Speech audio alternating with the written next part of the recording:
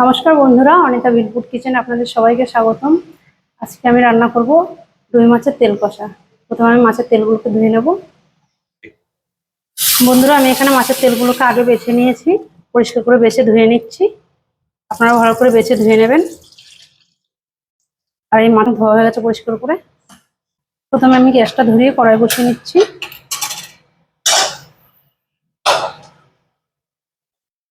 গরম হয়ে গেছে, আমি কড়াই তেল দিয়ে দিচ্ছি।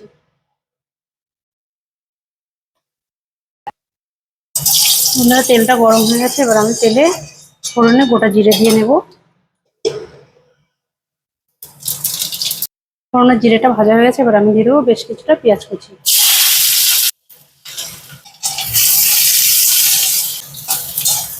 পেঁয়াজটা আমার একটু ভাজা হয়ে এসছে, কালারটা চেঞ্জ হয়েছে। এখন আমি এখানে দিয়ে দেবো বেশ কিছুটা পরিমাণ থেতো করা রসুন। আর এই মাছের তেলের রেসিপিতে থেতো করা রসুন দিলে ভীষণ টেস্টি হয় খেতে। আপনারা অবশ্যই থেতো করা রসুনটা দেবেন। রসুন পেঁয়াজটা ভালোভাবে ভাজা হতে থাকুক, ততক্ষণ আমি মশলাটা করে নেব। নিয়েছি জিরে, আদা, কিছুটা রসুন, পেঁয়াজ কুচি, শুকনো লঙ্কা। লঙ্কাটা আপনারা বুঝে দেবেন, কারণ আমি এখানে একটু ঝাল ঝাল করবো, তো ঝাল ঝাল এটা ভালো লাগে, তাই আমি শুকনো লঙ্কা নিয়েছি এখানে। আপনারা আপনাদের পছন্দ মতো নেবেন।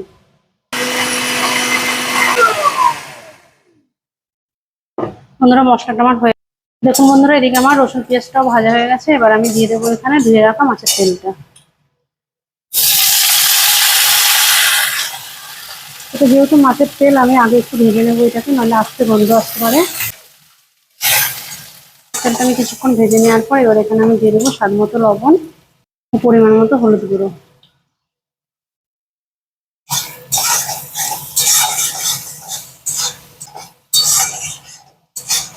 এবার আমি এখানে দিয়ে দেবো বেটে রাখা মশলাটা। এখন আমি এটাকে বেশ কিছুক্ষণ ধরে ভালোভাবে কষিয়ে নেব। দেখুন বন্ধুরা, মাছের তেলটা আমার ভালোভাবে কষানো হয়ে গেছে। এবার আমি এখানে দিয়ে দেবো কেটে রাখা বেগুনটা।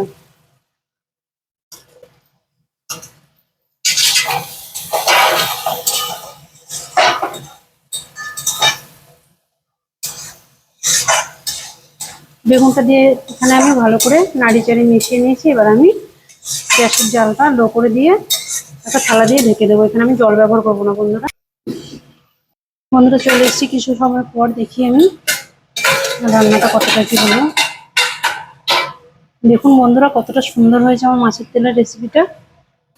এইভাবে আপনারা অবশ্যই একবার বাড়িতে ট্রাই করে দেখবেন। আশা করি ভীষণ ভালো লাগবে। রান্নাটা আমার এখানে সম্পূর্ণ হয়ে গেছে। আমি এখন এখানে কিছুটা গরম মশলার গুঁড়ো দিয়ে দেবো।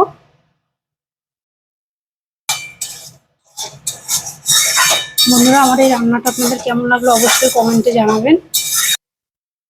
এবার আমি একটা বাটিতে নামিয়ে নেব।